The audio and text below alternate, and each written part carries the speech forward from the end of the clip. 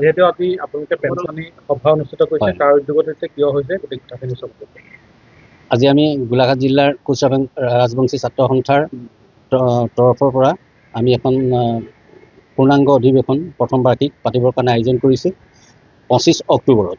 সেয়েহে আজি আমি সমূহ গোলাঘাট জিলাৰ দল সংগঠনসমূহক নিমন্ত্ৰণ জনাই আমি তেখেতসকলৰ লগত এই অধিৱেশনখন সুচাৰুৰূপে পৰিচালনা কৰিবৰ কাৰণে তেখেতসকলৰ পৰা আমি দিহা পৰামৰ্শ এটা বিচাৰি আমি এই আহ্বানখন সভা হয়।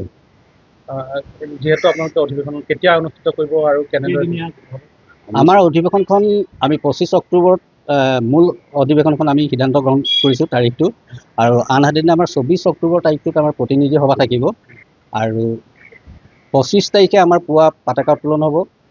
তাৰপিছতে আমাৰ সকলো জনগোষ্ঠীৰ এটা শোভাযাত্ৰা আমি মনতে ভাবিছোঁ আৰম্ভ কৰিম বুলি।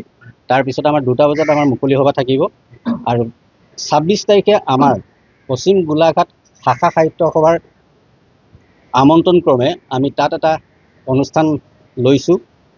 সেই অনুষ্ঠানটোত আমাৰ থাকিব কি আমাৰ সদৌ অসম কোচ ৰাজবংশীৰ লগতে সমূহ জনগোষ্ঠীয় কণ মইনাসকলৰ এখন ৰচনা প্ৰতিযোগিতা সদৌ অসম ভিত্তিত পাতিবৰ কাৰণে আমি সিদ্ধান্ত গ্ৰহণ কৰা হৈছে। তাৰপিছতে ৰাতিলৈ সন্ধ্যা 6টামান বজাৰ পিছত আমি এটা জনগোষ্ঠীয় সাংস্কৃতিক সন্ধ্যা অনুষ্ঠান তাতে আয়োজন কৰিছোঁ। এইটো আমাৰ গোলাঘাট সাহিত্য সভাৰ কাষত, মানে জেনেৰেল ফিল্ডত সমন্বয় ক্ষেত্ৰত হয়। কেইদিনীয়া কাৰ্যসূচী? আমাৰ মুঠতে 3 দিনীয়া কাৰ্যসূচী আমি হাতত লৈছোঁ। তাৰ উপৰিও আমি মূল অধিৱেশনলৈ আমাৰ অসমৰ বিভিন্ন গণ্যমান্য ব্যক্তি, জাতীয় জনগোষ্ঠীয় আৰু সংবাদকৰ্মী, লগতে আমাৰ মানে চৰকাৰী ৰাজনৈতিক নেতাসকলক আমি আমন্ত্ৰণ কৰাৰ চিন্তা চৰ্চা চলাই আছোঁ। ইতিমধ্যে যোগাযোগ কৰিছোঁ। তেখেতসকলৰ নাম প্ৰকাশ এতিয়া সদ্যহতে আমি কৰিব নোৱাৰোঁ, কিয়নো তেখেতলোকৰ পৰা আমি সম্পূৰ্ণ পোৱা নাই, গ্ৰীণ চিগনেল অনুৰোধটো পোৱা নাই। সেয়েহে আমি পিছৰ পৰ্যায়ত আমি এইখিনি প্ৰকাশ কৰিম।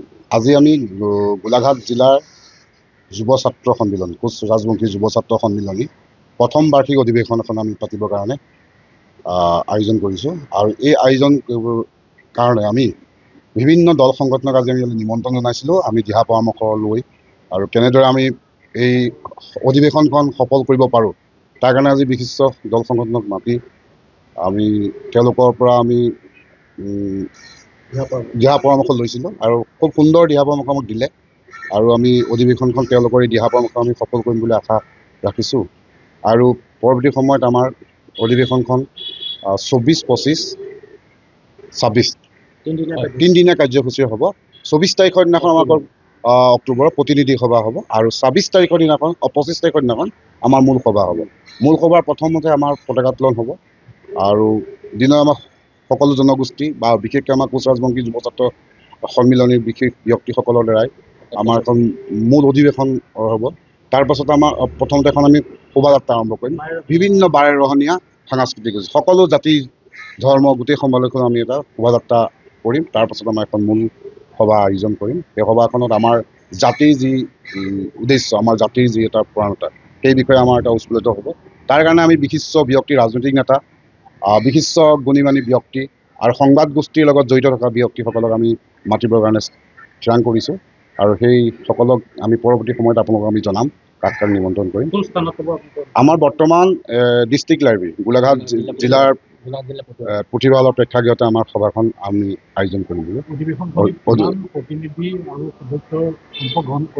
আমাৰ আমাৰ এই প্ৰতিনিধি সভাত আমাৰ ৰাজ্যিকৰ প্ৰতিনিধিসকল আহিব, সমূহ জিলাৰ পৰা আহিব, আৰু সেইদিনাখন আমাৰ এখন প্ৰতিনিধি সভা হ'ব। তাতে আমাৰ আকৌ পৰৱৰ্তী সভাপতি আৰু আমাৰ তাতে নিৰ্বাচিত হ'ব। প্ৰায় শতাধিক আমাৰ প্ৰায় 500 মানুহ, 500-600 মানুহ আমাৰ প্ৰতিনিধি ৰাজ্যিক গোটেইখন জিলাৰ পৰা আহিব। আমাৰ যিকোনো খবৰৰ বাবে যোগাযোগ কৰক 7099017330 লগতে 7099017110 নম্বৰত।